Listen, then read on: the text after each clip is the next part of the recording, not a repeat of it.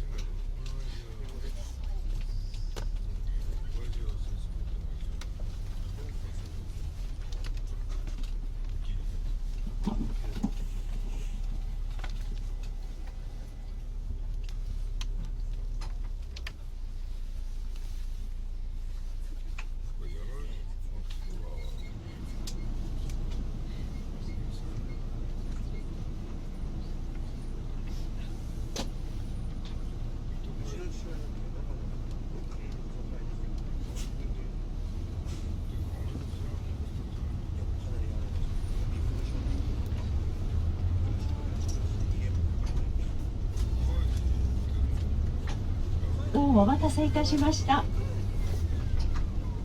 今夕はようこそはとバスにご乗車くださいましてありがとうございます。このコースはお江戸コースと申しまして、お話しいたしますのも江戸時代のことが多ございます。ご存知のように東京は四季折々の変化は申し上げるまでもなく、朝に夕に時々刻々と移り変わっております。昨日ありましたことも今日はすでになく、今日ありますことも明日にはなくなっているというようなことが数多くあると存じます。そのように移り変わりの激しい折から、昨日ならぬ100年以上も昔の江戸時代の風物を訪ねますことは容易ならぬことではございますが、今宵ひとときはとバスを買って庶民文化の花を咲かせましたお江戸風物を、近代文明の織りなす夜の東京の姿の間から多少なりとも忍んでいただきたいと存じます。私のふつつかなお話が昔を忍ぶよ姿もなれば大変幸せに存じます。ご案内させていただきますのは、私及川光代と、運転が先ほどご挨拶いたしました中溝、そして私の今日の大変頼もしい助っ人になります現役のはとバスのガイド小安のぞみでございます。どうぞ最後までよろしくお願いいたします。お願いいたします。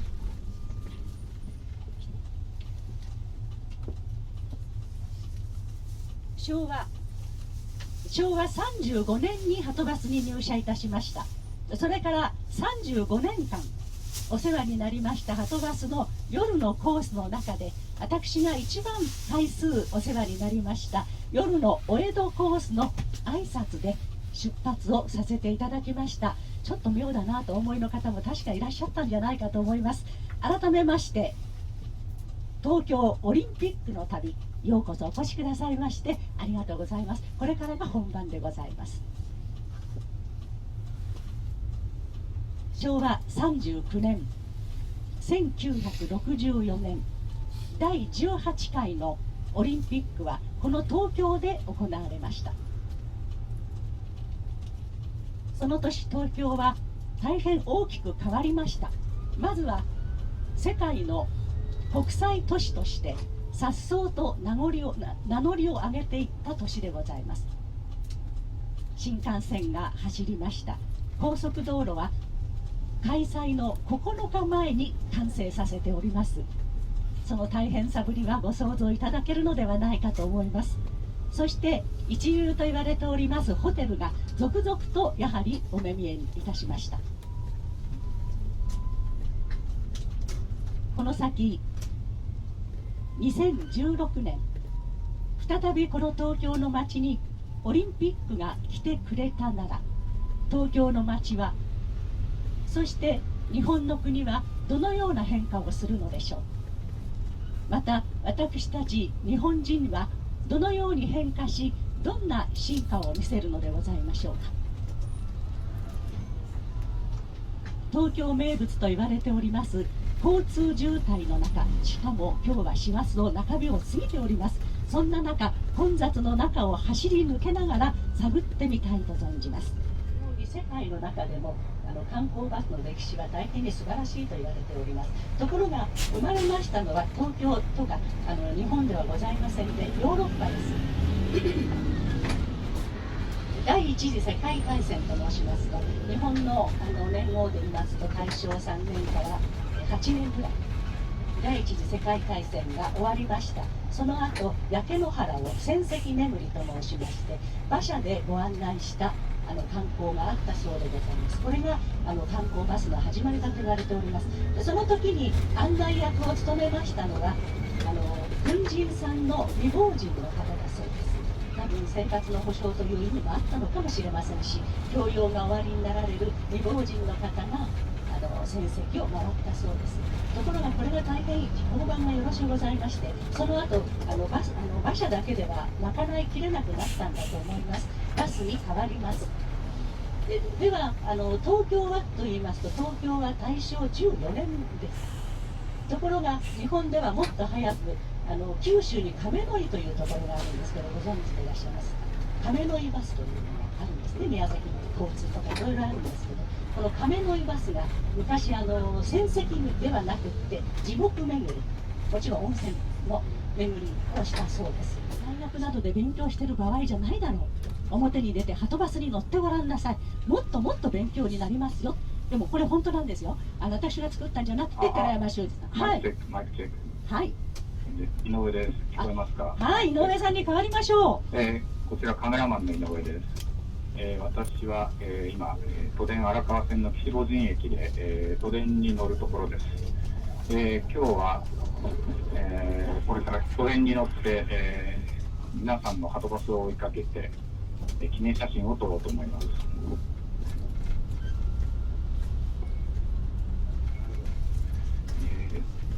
この駅をちょっと出てちょっと行きますと、この都電の線路と、皆さんの現在走行中の、明治通りが、隣り合って並走する区間がしばらく続きます。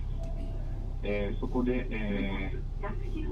バスに追いついて、隣に並ぶことができますから、都電の中から、はとバスの記念写真を撮ろうと思います。バスは今どの辺りを走行中でしょうか。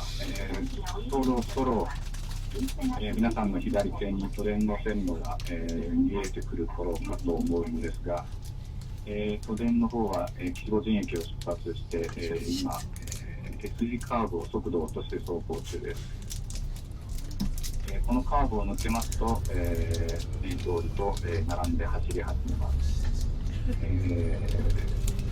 タイミング的にはうまく、写真が撮れそうな、感じがしますが、明治通りと並びます。さあ、はとバスはどの辺を走行中でしょうか。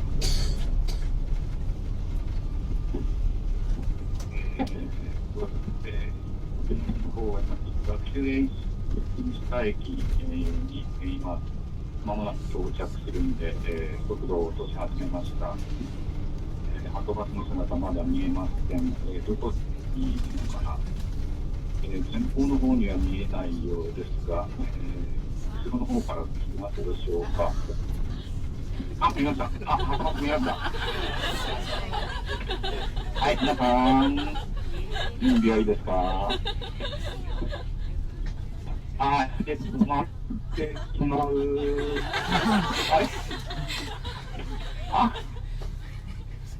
バスが、信号で止まってますね。うまい具合に青になりました。でも私の目の前に歩道橋があって都電が走り始めました。すごくいいタイミングですね。皆さん通りますよ。はい、バスがまだ、ファインダーに入ってきません。来ました。もう少し。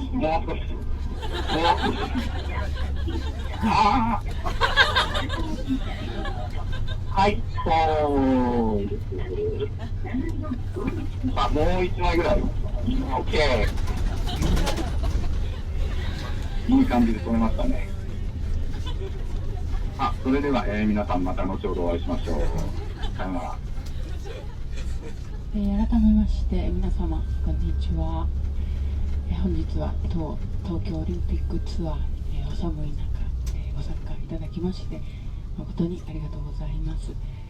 本日、はとバス偽ガイドを務めさせていただきますあきこねこです。よろしくお願いいたします。皆様のお手元にギャンブルタイムと書いた紙が、配られましたでしょうか。ここで、先ほどのカメラマン井上さんの、都電からの中継がございました。都電との競争、今日は、なんと素晴らしいことに守備よく写真を撮ってもらうことができました。では、ただいま江戸川競艇場の、合田さんと電話がつながっておりますので、ちょっと話してみたいと思います。江戸川競艇場の合田さんでしょうか。もしもし。もしもし。こんにちは。こんにち江戸は。川競艇場の小田真理子です。はい。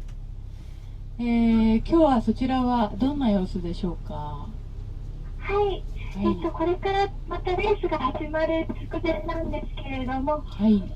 今日も人は大入りで、スタンドにもお客さんがたくさんタッチ見ています。はい。ですね、今日はですね、なんと井上さんに写真を撮ってもらうことができました。おめでとうございます。はい、もうドンピシャでうまくいきましたので、ということで、はい、久しぶりにうまくいきました。それで、はい、そうですね。ということで、ぜひ今日は大穴を狙っていきたいと思うんですが、いかがでしょうか。はい。皆さん今日はとっても運がいいということなので、はい、大穴でもいけると思います。はい。今日の大穴と言いますとどういう感じでしょうか。簡単にお願いします。はい。私の大穴予想は3人の船券にしたんですけれども、はい、こちらのうちはただいま 23.5 倍になっていまして、はい、当たれば2350円なので、なかなかいい大穴じゃないかと思うんですけれども、この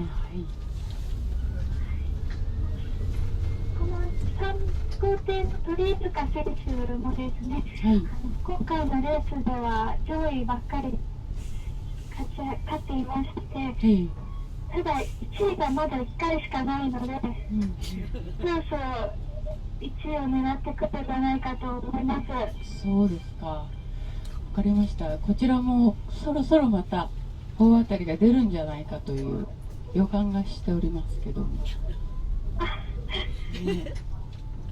はい。はい。わかりました。ではですね、今日は34名様で、3400円分の船券を購入の方お願いいたします。はい。今日は34名様分の船券、これから買ってまいりたいと思います。はい。わかりました。ではよろしくお願いします。はい。こちら的中が出た江戸川競艇場なので縁起がいいので、楽しみにしててください。そうですか。前回当たったの江戸川競艇場でしたっけ。はい、そうです。はい、わかりました。はい。では楽しみにしてます。わかりました。はい。それでは買ってきます。はい、お願いします。はい、また後ほど。はい、後ほど。さよなら。ということで結果は後ほどのお楽しみということになります。それでは今ちょうどバスは新宿の真ん中、今靖国通り、横断しまして、新宿を抜けまして、これから代々木原宿へと向かって進んでまいります。先ほど短い間ではございましたが、13作をお楽しみいただきました。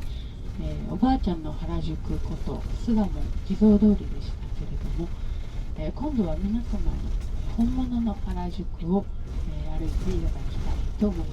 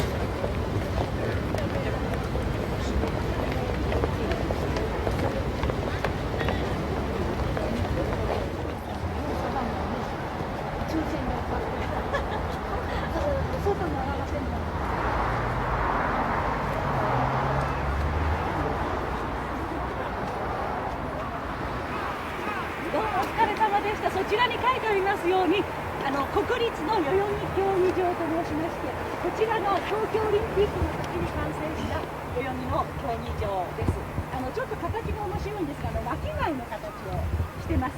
それで丹下健三さんが設計なさっていて、オリンピックの時には水泳の競技が行われたところですね。それではこちらで写真を撮らせていただきますが、こちらお見ていただけますか。それからですね、今愛子さん立っていただいてますね。愛子の猫さん立っていただいてます。足を3センチ細く見える。よろしいでしょうか。よろしいか。今こうやって立ってるでしょ。それをどちらか上がってる方の顔の足を前に出します。よろしいですか。上がってる方、どっちが上がってるのこっちだこちらの足を前に出します。でこれを控えまして、そちらから見て一本に見えるように一本に見えます。いいですか。それでここに神経を使います。それとよろしいでしょうか。お尻を緊張させて、お尻にエクボができるように立ちますよろしいですか。それから胸を張ります。胸を張るとこうなっちゃうんですけれども、みぞおちを下げます。丹田に力を入れます。それでポーズです。よろしゅうございますか。ではあちらにカメラです。あちらの赤い帽子がカメラです。もうちょっと離れましょうよろしいですか。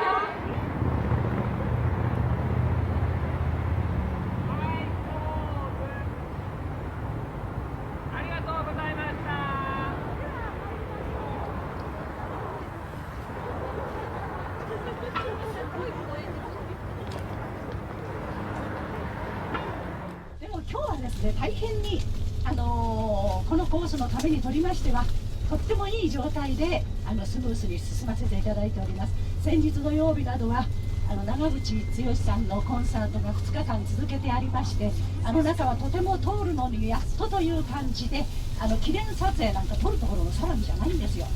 石段全員似て長渕みたいな感じになってるわけですから。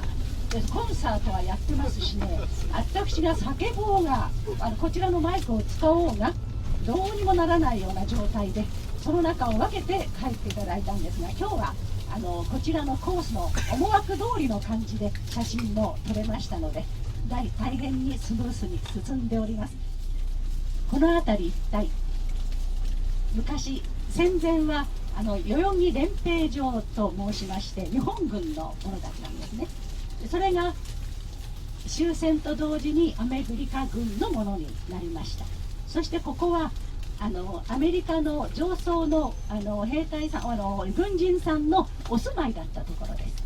ワシントンハイツと呼ばれておりました。特に辺り一帯です。これから行きますが、オリンピックの選手村のあったところあたりがワシントンハイツです。外側からは見ることができませんで、鉄条網です。全然見られませんでした。でそうですね、俗なというと失礼なんですけど、つい先週でしたでしょうか、細木和子さんの番組ご覧になる方いらっしゃいます？あの方がなんかこのワシントンハイツのお話をしていて、よく中に入りましたっておっしゃってましたけど、中に入れるなんてとっても大変なことだったんですね。で私の存じ上げてる方がいらして、でこの方がこの中にご案内してくださるとおっしゃった。それでもし興味があるのならばご一緒にってお誘いいただきましたので、何しろ物見高いんですから行ってみようとご一緒させていただきました。夕方だったんですけれども、ゲートを入った途端に唖然としました。昭和30年入ったばっかりですよ。まだ日本中貧乏でした。本当に貧乏で着るものなんかなかったんですね。親のものをなんとか工夫してリフォームして着る、それから染め直して子供のものにするとかって、そんな時代です。で普通学生さんなんていうと4畳半一間にトイレも共同、もちろん台所も共同、そんな状態のまだうさぎ小屋にも達してない状態です。ゲートを開けて入った途端に緑と赤と黄色が目に入ってまいりました。緑はもちろん芝生です。そして黄色と赤がどういうわけか建物なんですよ。本当は違ったのかもしれませんけれども、私の目の印象としては黄色と赤とグリーンですね、緑が入ってきました。で一瞬驚いた私がいきなり「ここは日本なのに」って言っちゃったんですよ。私たちの国の日本なのに、自分だって大変みすぼらしい格好してるんですよ。やっと来てるわけですから。なんでこんなところに外国の人が住んでるのと言ってしまいましたら、その黒田さんとおっしゃる方が私を見据えました。そして「あなたのような小娘にそんなことを言われるなんて片払いたいよ」って言われたんですよ。その片払いたいという言葉が胸に刺さりました。反対の左、ここからはもちろん見えませんが左方向です。甲州街道というのがあります。今は高速道路が通っておりますが、当時はまだ高速道路が通っておりません。甲州街道、この甲州街道は陸上の花と言われているオリンピックの中のマラソン、最終日にやるマラソンの、コースになってたんです。マラソンコースでございました。で私、しつこいようですけど夜のガイドなので帰り遅いと大変危ないんですね。でそれでなるべく大きな道路に沿ったところ、危なくないところ、交番の近いところということで住まいを選んでたんですけども、当時甲州街道の脇に住んでました。その2階に借りていたんです。ですからアベベ選手の走った姿は自宅の2階で見ることができました。褐色の貴公子って言いましたか、裸足の王者って言われたアベベ選手です。ローマで金メダルを取りました。日本でも金だと言われていて、2度続けて金は無理だろう、アベベは今年はダメだろう、日本はダメだろうと言われていたんですけれども、いきなりトップを走ったアベベ選手をこの目で見ることができました。黒の色があんなに綺麗だと思いませんでしたね。本当に気品にあふれてます。それで最初私ランニングだと思ったんですけども、もしかするとハンカチかもしれないんですが、モスグリーンを身につけてたんですよ。で黒とモスグリーンってすごく合うんだなと思って眺めた覚えがあります。でその当時のですね甲州街道は今のようにあんなに開けてません。都庁の今見えてますけど、都庁のあるあたり一帯、これはヨドバシ浄水所です。暗いところです。汚水処理場などがあったというところですね。で甲州街道にはまだわらぶき屋根のお家がありました。わらぶきですよ、甲州街道に。それでこれは大噂なんですけど、多分そういう議論が行われたんだと思うんですが、世界中に放映されるであろうオリンピックのコースの中にそのわらぶきの家があるというのは日本の恥になる、なんとか取り壊す方法はないかということをだいぶ議論なさったらしいんですけど、結局もちろん取り壊しはしませんでした。私のところが、住所が下高井戸、駅が桜上水というところだったんですが、そこに2軒ぐらいあったんですよ。そこ行く間に新宿からそんな感じの甲州街道だったんですが、後で映像を見ましたらさすがにそこは映ってなかったですね。アベベ選手アップみたいな感じで映っておりませんでした。その段違い平行棒のためにも大変だったのよっていう話を聞いたことがあります。皆様の中にもオリンピックの当時いくつでざっとでいいんですけどいらっしゃいますでしょう。全然まだ生まれてませんという方が多くていらっしゃると思うし、もしかすると学生さんだったという方もいらっしゃるかもしれません。私は正直に申しまして26歳です。犬坊貝塚ですかのバレエの最後の金メダルを取った瞬間、どこにいたと思いますか？ミュージックホールの私はロビーにおりました。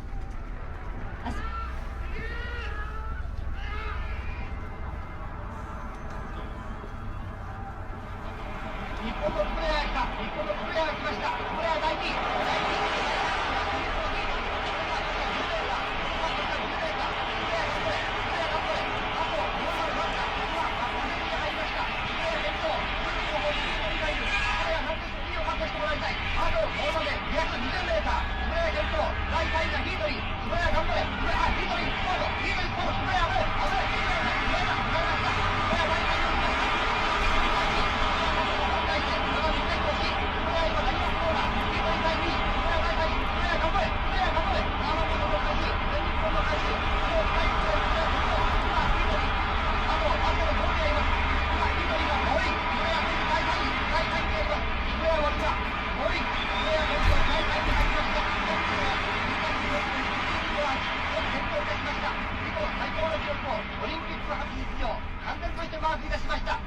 しかも日本はベルリン大会以来28年ぶりにメインスタジアムに実力を上げることができました。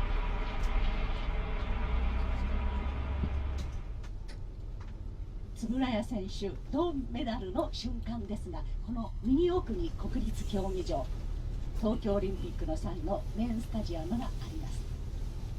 オリンピックあまり興味がなかったり知らなかったりなさる方もおいでになるとは思うんですが、ここの部分だけは何度も紹介されておりますので、中には映像をご覧になったりとかお話を聞いたりなさった方がいらっしゃるんじゃないでしょうか。日本中が大変な騒ぎでございました。2位でこの競技場に入ってまいります。入った途端の歓声たるや大変なものだったそうです。大抵競技者と申しますのは後ろから追ってくる形はなんとなくひたひたと分かるものだそうです。ところがあまりの歓声にその勘がまるっきり効かなかったそうです。そして円谷選手のお父様は日頃から男子たるもの絶対に後ろを振り向いてはいかんと教えていたんですね。そのために後ろを一度も振り向くことがありませんでした。あそこで振り向いていたら2位から3位に落ちることはなかったのではないかと言われています。この2位から3位に落ちたことによってもしかすると円谷選手はその後自殺という道を選んだのではないかと言われております。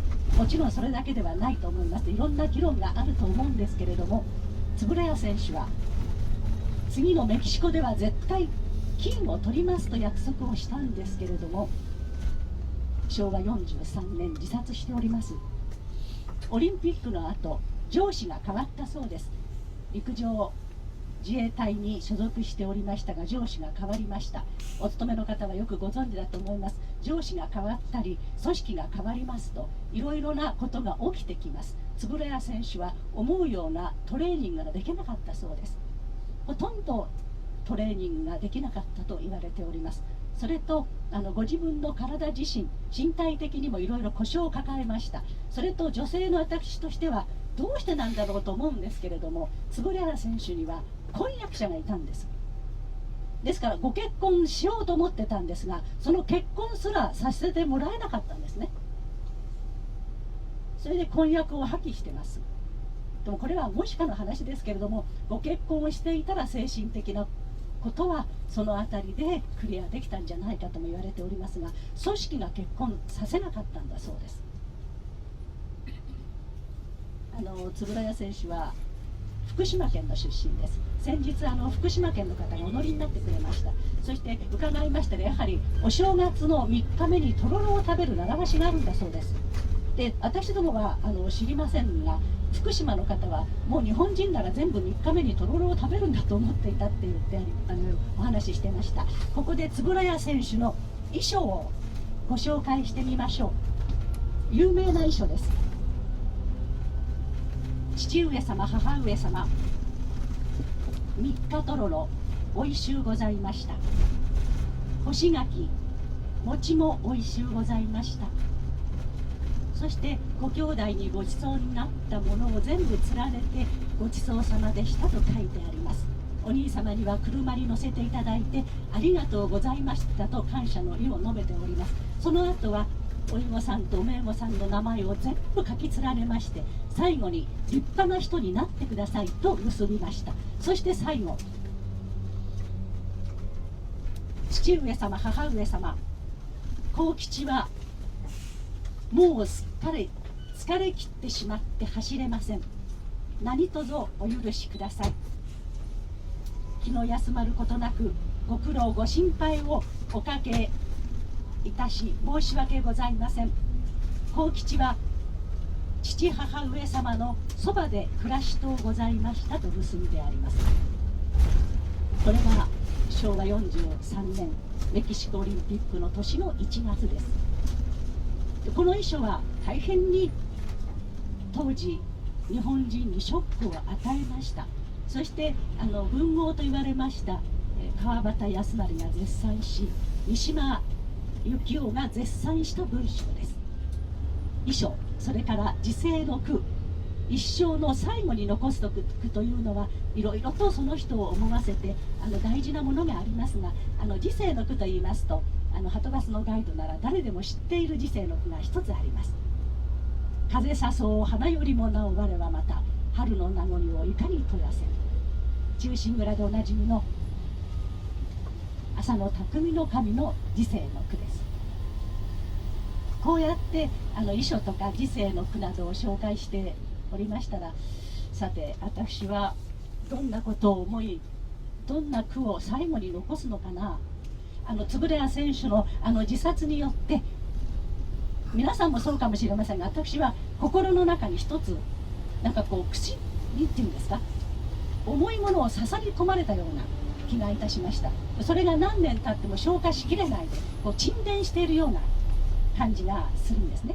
いきなり私はですね、なんでそうなるのって言われたんですけども、高杉晋作を思い出しました。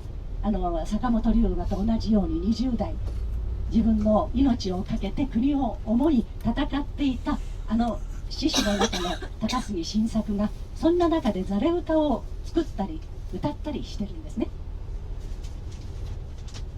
何をくよくよ川端柳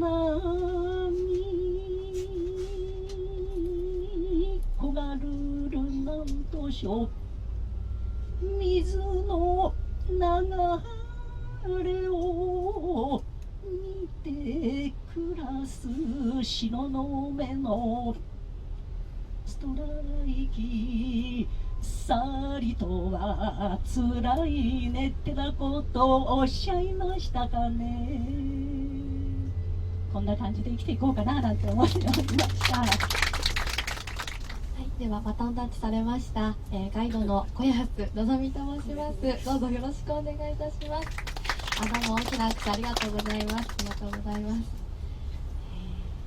では、江戸から東京へと絶え間なく歩み続けてきた、東京の街並みをご覧いただきながらバスを走行してまいりたいと思います。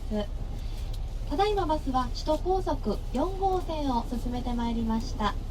正面に見えますのは赤坂トンネルです。この赤坂トンネルの上には迎賓館赤坂離宮があります。外観はイギリスのバッキンガム宮殿、内部はフランスのベルサイユ宮殿をモデルに作られました。エリザベス女王ご夫妻をはじめ多くの国賓が、いらっしゃっております。まずはこの辺りは赤坂の街を通過してまいります。そしてちょうどただいま左前方に見えてまいりました白い大きな建物は赤坂プリンスホテルです。またこちらからはご覧いただけませんが、この近くには国立劇場や最満賞などがあります。そして、ちょうど皇居のお堀の近くをただいま通っておりますが、皇居といいますと今から500年ほど前、城造りの名人と言われた太田道灌が当時海に面していたこの辺りに江戸城を築いたのが始まりとされております。それではバスは首都高速道路とお別れいたしまして一般道路へと入ってまいります。はい、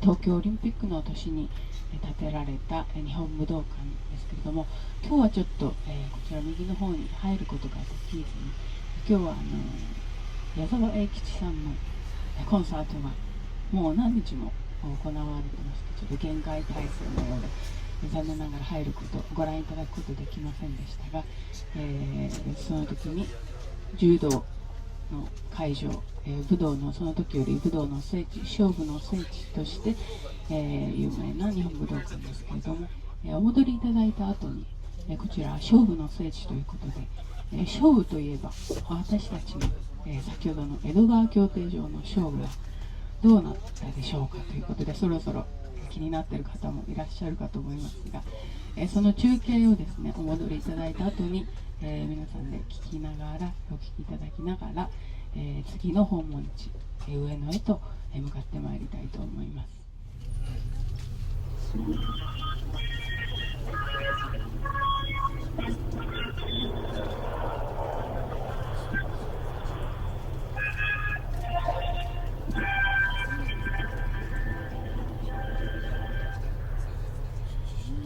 江戸川競艇場の幸田真理子です。これよりいよいよ本日の第11レースが始まります。では本日の出走メンバーをご紹介いたします。1号艇吉田宗弘、東京都。2号艇西川慎太郎、愛知県。3号艇鳥塚貴弘、群馬県。4号艇天野誠、岡山県。5号艇矢野元也、高知県。6号艇芦沢望、山梨県。以上6選手の対戦となります。私の手元には先ほど皆様と購入いたしました3-2の船券があります。つまり3号艇鳥塚選手が第1位、2号艇西川選手が第2位でゴールすれば的中となります。先ほど確認したオッズでは3-2の船券は11倍まで下がっていましたが、これは人気があるということなので当たる確率も高くなります。当たれば1100円の配当金。スタートの大時計が回り始めました。各選手が一斉に走り始めました。3、2、1、スタートしました。今6点並んでスタートしました。まず出ているのは2号艇、3号艇が前に出ています。そして最初のターンです。回ってきたのは最初から順番に、1号艇、2号艇、3号艇の順番でほぼ並んでいます。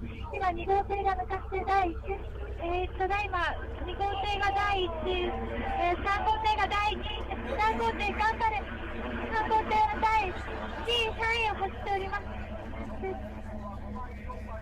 今2号艇は1号艇が転覆しました。3号艇はただいま1号艇に煽られて5位に落ちてしまいましたが、2号艇が第1位、3号艇は持ち直してただいま第4位を走っています。頑張れ頑張れ、2号艇はもう前を独走していますが、3号艇のただいま第4位で頑張れ。2号艇はただいま第1位、1号艇が転覆して2号艇が第1位、今ゴールインしました。3号艇頑張れ頑張れ頑張れ、4号艇もただいまゴールインしましたが、最後に転覆事故がありまして、3号艇は煽られて最下位まで落ちてしまいました。不具合なことが起きてしまいました。次は2号艇、第2位は5号艇が来ました。以上、第11レースをお伝えいたしました。江戸川競艇場からお伝えしました。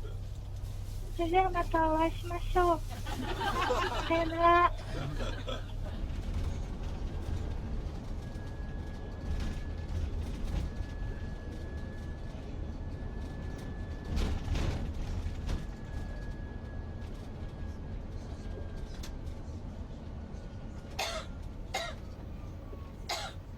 今見えた。バスが見えました。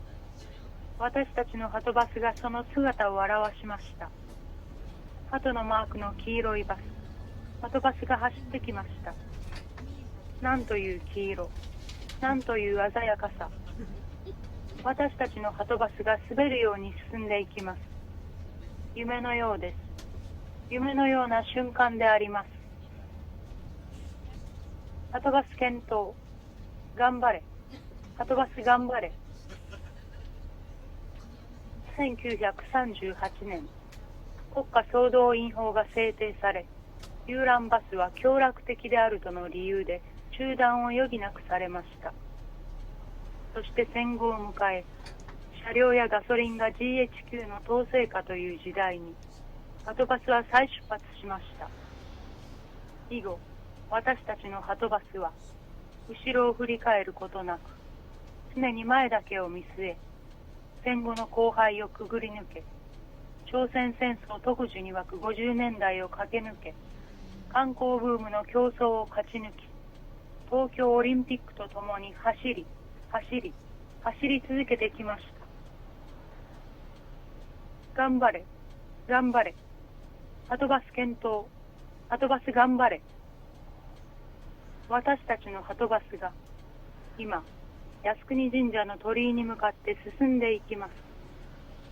巨大な鳥居に向かって一直線に走っていきます。前へ前へと進んでいきます。平和と安全とスピードのシンボル、ハトの名を冠した私たちのハトバスが悠々と前進していきます。ペースは全く乱れない。スタートした時と少しも変わりません。この東京という競技場を走る私たちのハトバスをご覧ください。明治維新から日清、日露、第一次大戦、第二次大戦まで7段、8段、9段と積み上げし、今日の礎を築いた戦死者の霊、270万柱を祀った靖国神社、その目の前を平和の象徴であります私たちのハトバスが走っていきます。私たちのハトバス。素晴らしい。ただ素晴らしいとしか言いようのない、わけもなく涙の滲んでくるような瞬間であります。東京の平和とは、オリンピックの平和とは、こんなものであろうかと、胸の熱くなるような瞬間であります。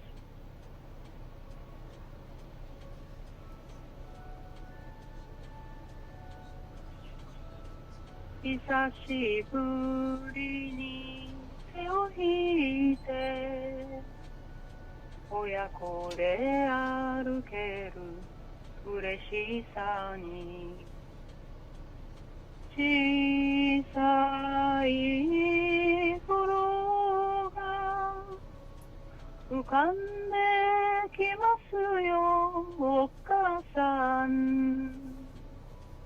ここが二重橋記念の写真を撮りましょうね。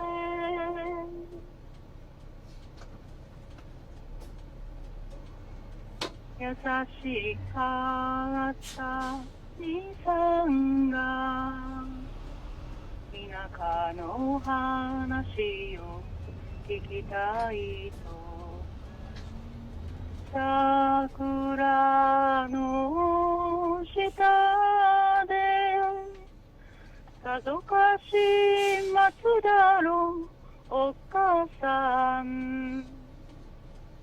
あれが普段坂あったらでしょ兄さんも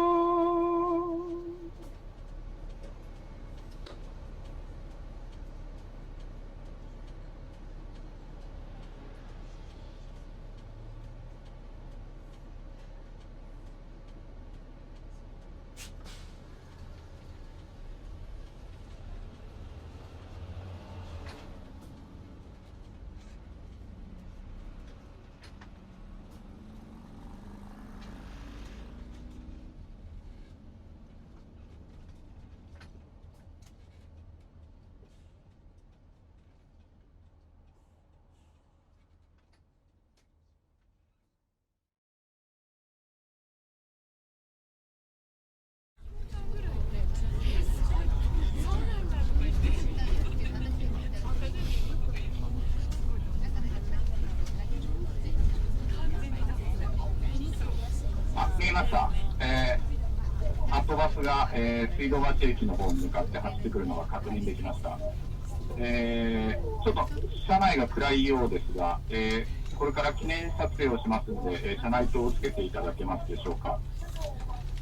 今、水道橋駅の手前、3つ目ぐらいの信号を通過したぐらいでしょうか。このまままっすぐ走って、突き当たりを、右に曲がったところで、写真を撮影します。皆さん準備の方よろしくお願いします。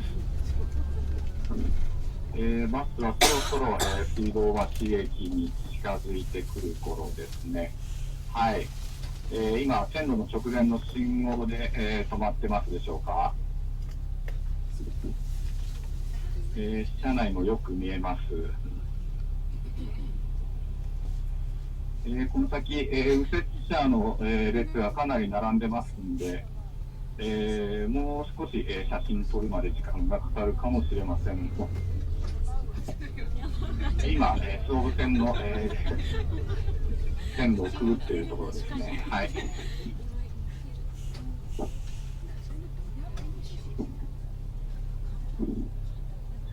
そろそろ線路の、下の信号が青になりましたね。そのまま前に、前進してきます。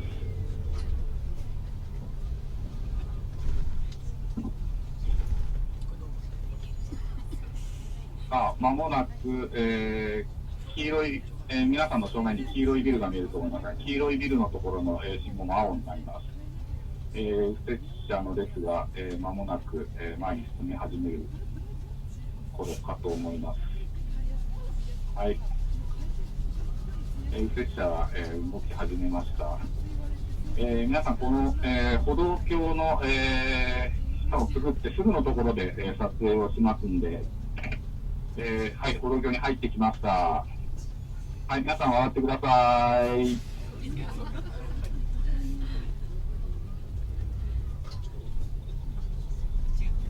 はい、撮りますよ。はい、ポーズ。はい、OK です。綺麗に撮りました。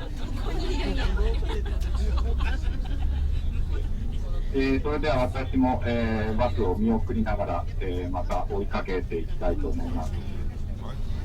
先ほど、皆さんとは、代々木の競技場の前で、歩道橋からお会いしましたが、あの後私は原宿駅から、山手線と総武線を、乗り継いで、水道橋にやってきました。そして今、また私の目の前に水道橋駅が見えてきました。皆さんそろそろ左折して、白山通りに入った頃でしょうか。左手に、遊園地の、綺麗な夜景が、皆さんの、目に入ってくると思います。ジェットコースター、観覧車、運が良ければ、はとバスとジェットコースターの競争なんかもできるかもしれません。遊園地の夜景をお楽しみください。私は今、水道橋駅の構内に、到着しまして、今、改札を、くぐるところです。はい、改札を通過しました。そして、総武線のホームに、出る階段を今登っています。若干ホームから、降りてくる人がいますが、ちょうど電車が行って間もない頃でしょうか。次の電車が間もなくそれでも到着するようです。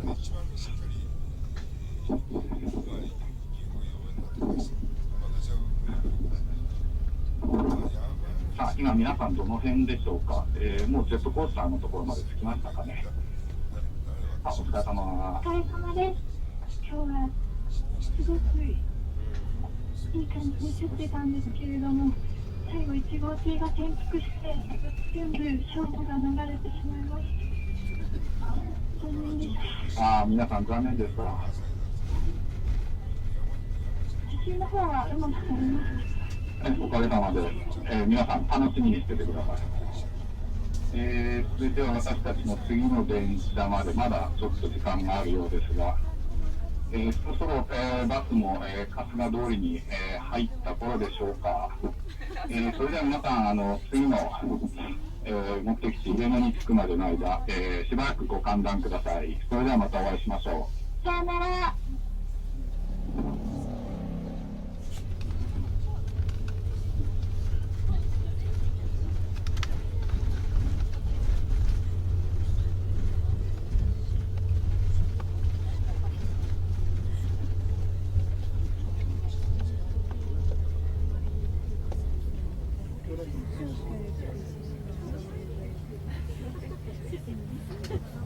それでは到着いたしました。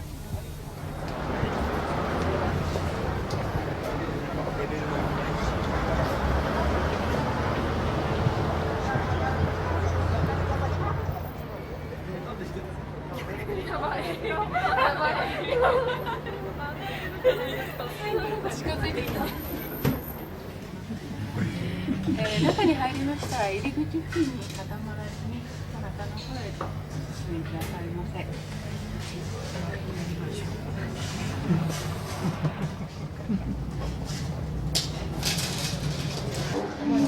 車内よりセンターの記念写真を撮らせたいと思います。撮影に先立ちまして一言お願いしようと思います。あまり窓にぴったり寄られますと逆光で皆さん真っ黒にしてしまいますので、窓から少し離れたところにいらっしゃっていただけるといいと思います。電車が今御徒町駅を出発します。ここから皆さんの上野駅までインドセンターまで直線距離にしてあと600メートルほどでしょうか。今松坂屋のパーキングからは前を通過しています。吉池の前を通過。この辺りから、アメ横の問屋街が、上野駅まで続いていきます。今、特大の境内が見えました。あと300メートル。アメ横センター前のビルを通過中。私は最後尾の車両の後ろから2番目のドアの上に壁をかまっています。まもなくインフォセンターが視界に入ります。はい、違うの見えました。はい、インフォセンターが見えます。はい、皆さん撮りますよ。はい、ポーズ。はい、ありがとうございます。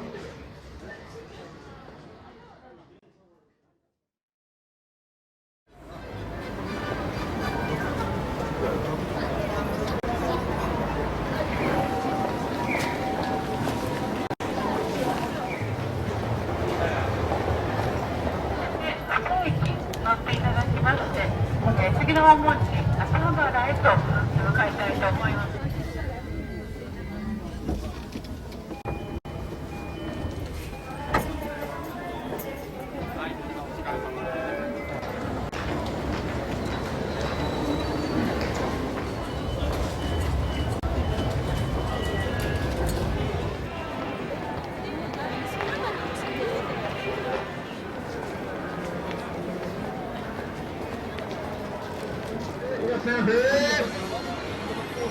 いらっしゃいませ、いらっしゃいませ、いらっしゃいませ。こちらの地図を順番にお配りいたします。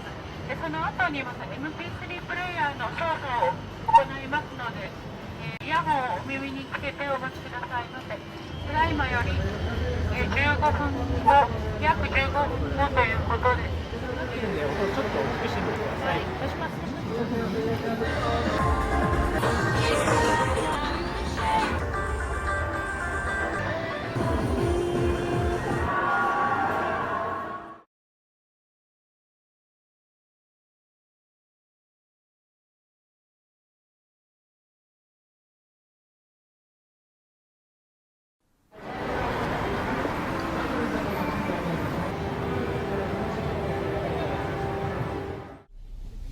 皆様、上野秋葉原といかがでしたでしょうか。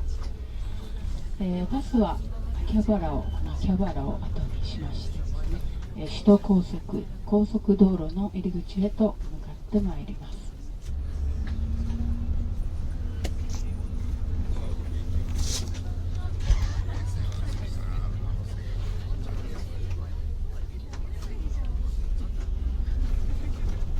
それでは皆様改めましてお帰りなさいませ。再びバスは高速道路に入ってまいりました。それでは、だいぶ暗くなってまいりましたので、夜景の東京の姿もご覧いただきながら走行してまいりたいと思います。ちょうどこちらから右奥が東京駅になります。日本銀行の新館と旧館が左手にご覧いただけます。今から50年ほど前といいますと、銀座も川やお堀に囲まれた土地でした。現在車が通っているところ、昔は川が流れておりました。ライトアップされました東京タワーの上層部が皆様の目にご覧いただけるかと思います。ライトアップされました建物が世界貿易センタービルです。優美な吊り橋レインボーブリッジがひときわ大きく見えてまいりました。両側に遊歩道が設けられておりますので、歩いて渡ることも可能です。無料で渡れる遊歩道となっております。それではバスはレインボーブリッジを通行してまいります。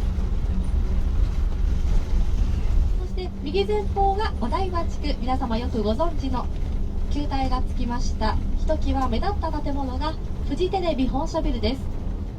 こちらから左側一帯が有明地区になります。この有明地区はオリンピックの選手村を予定しているところです。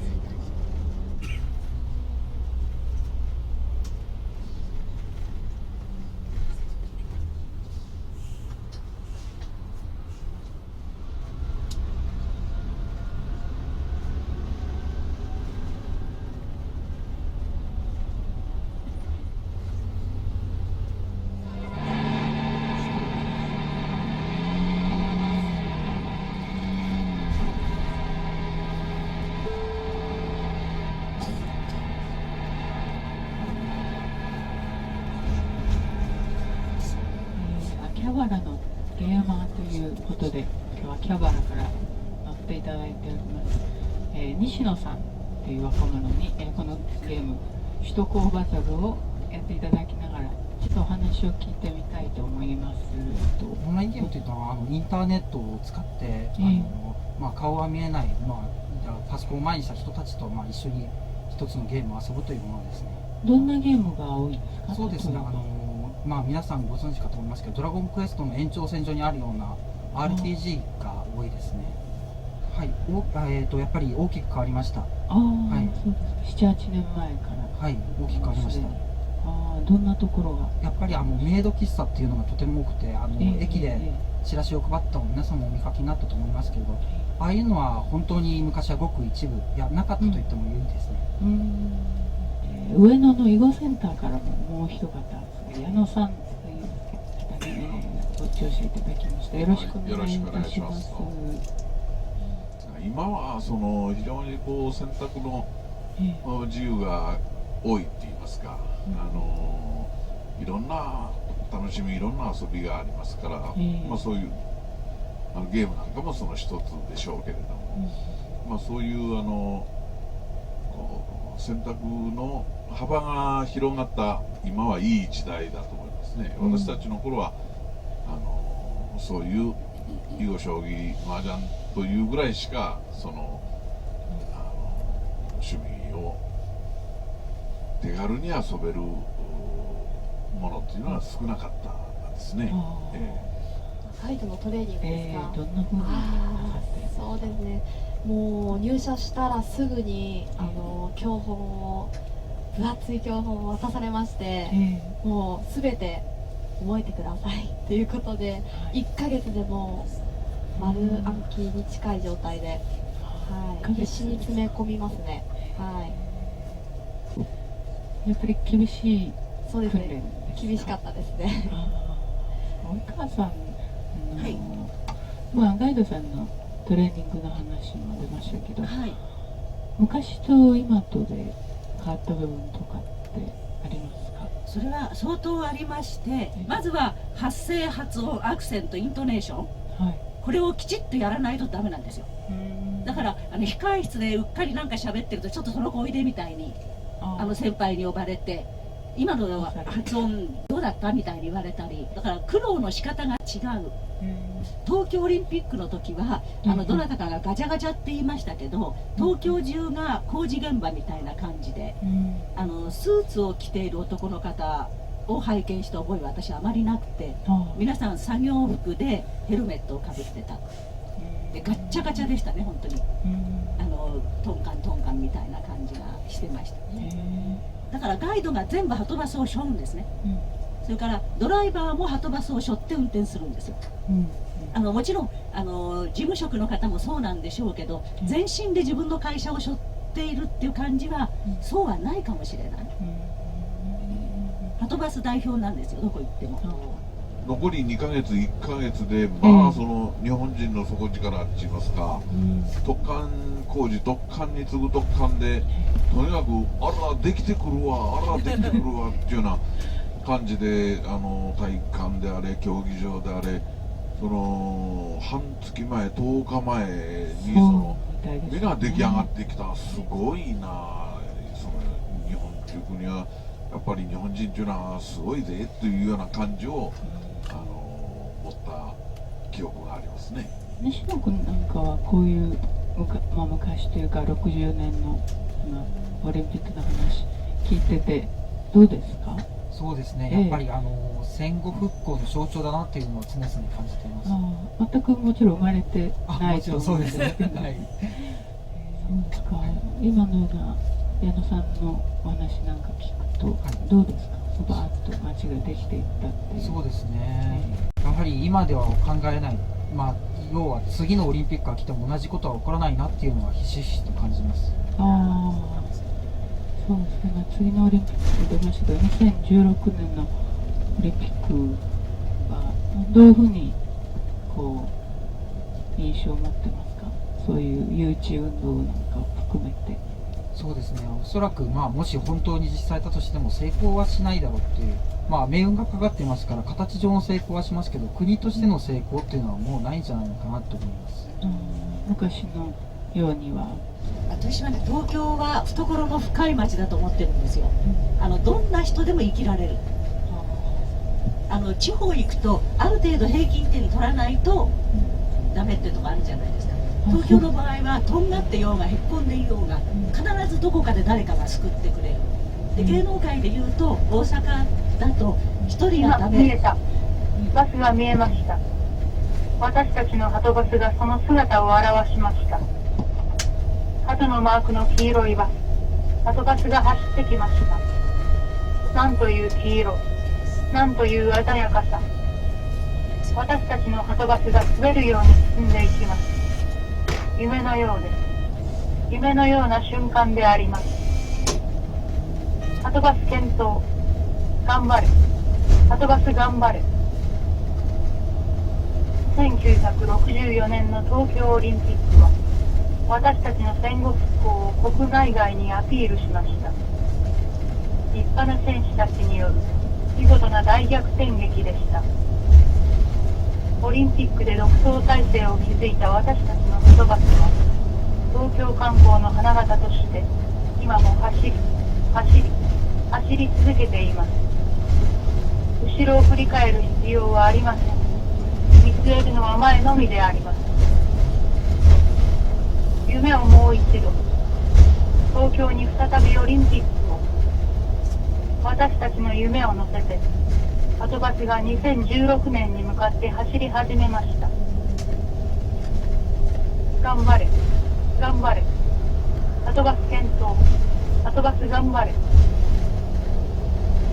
私たちのはとバスが今サンシャイン60に向かって進んでいきます。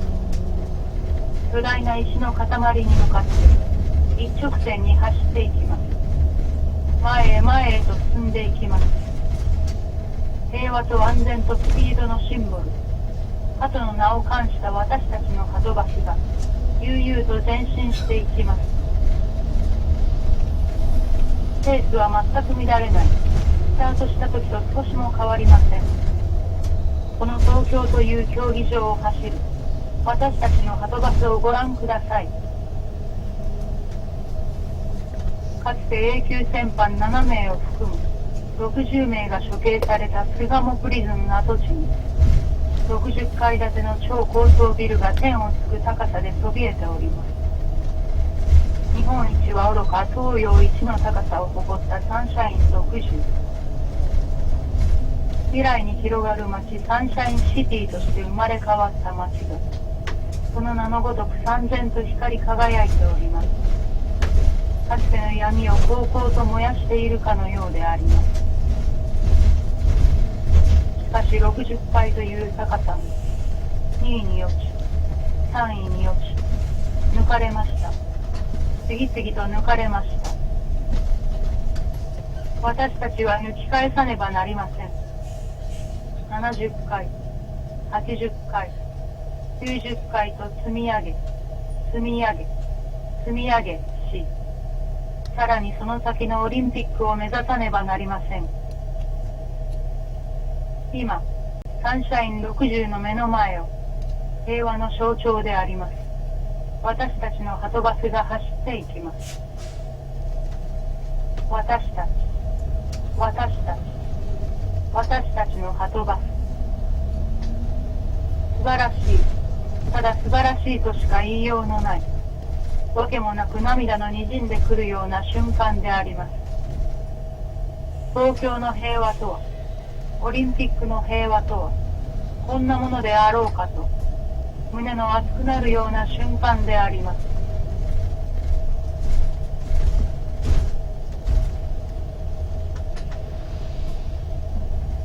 若い希望も恋もあるビルの街から山の手紺の制服身につけて私は東京のバスがある発車